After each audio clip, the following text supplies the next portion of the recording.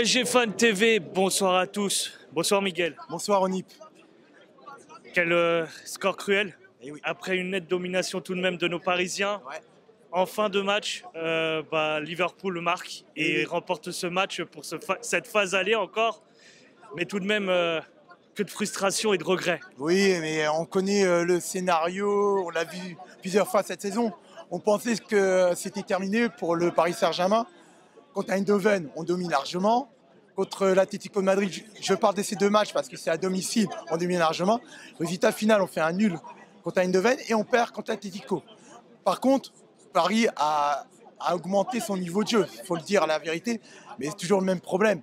L'efficacité offensive. Ce soir, tu fais 27 tirs, 10 cadrés, même si on en parlera après de l'excellent match d'Alisson Becker.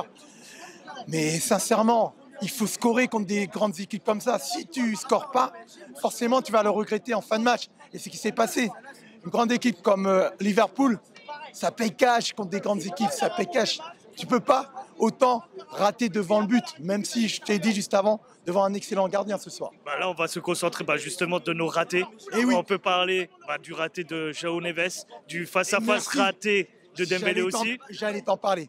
João Neves, c'est la première action, ça donne notre inefficacité ce soir. Offensif. Et pour moi, la double occasion de Dembélé-Barcola, c'est le tournant. Parce que Dembélé, il est vraiment face. Il essaye de tirer, en dessous, mettre un petit pont. Barcola, qui récupère, il fait une frappe toute moisie et après, il frappe trop enlevée. Et la frappe enlevée, c'est la constance de nos frappes en deuxième mi-temps. En fin de deuxième mi-temps, à part la super frappe de Désiré Doué, nos frappes sont tous au-dessus des glissades à Kimi qui glisse au moment de frapper.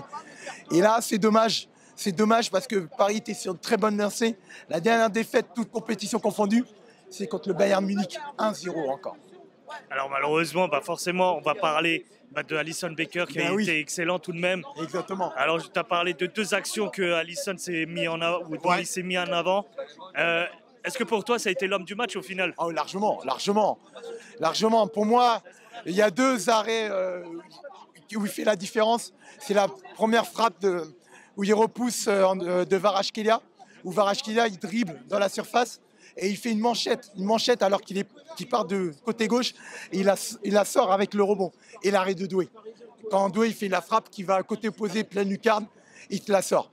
Et aussi où il a été très performant, Alisson Becker, sur les centres, il relâchait très rarement, il bloquait et surtout j'ai trouvé une grosse présence, il rassure bien sa défense.